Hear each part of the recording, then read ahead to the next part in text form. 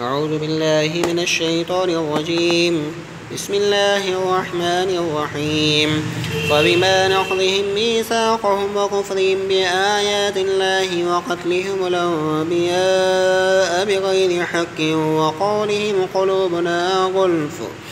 بل طبع الله عليها بكفرهم فلا يؤمنون إلا قليلا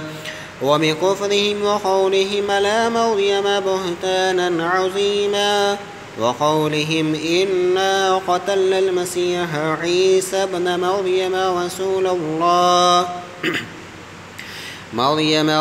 الله وما قتلوه وما صلبوه ولكن شبه لهم وإن الذين اختلفوا فيه لفي شك منه ما له به من علم إلا اتباع الظن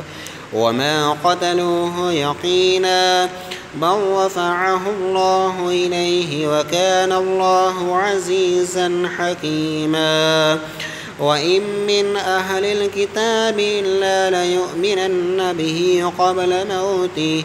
ويوم القيامة يكون عليهم شهيدا فبظلم من الذين هادوا حرمنا عليهم طيبات أحلت لهم وبصدهم عن سبيل الله كثيرا وأخذهم الربا وقد نهوا عنه وأكلهم أموال الناس بالباطل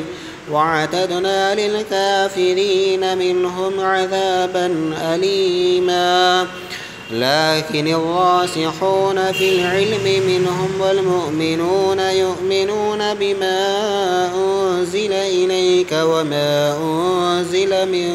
قبلك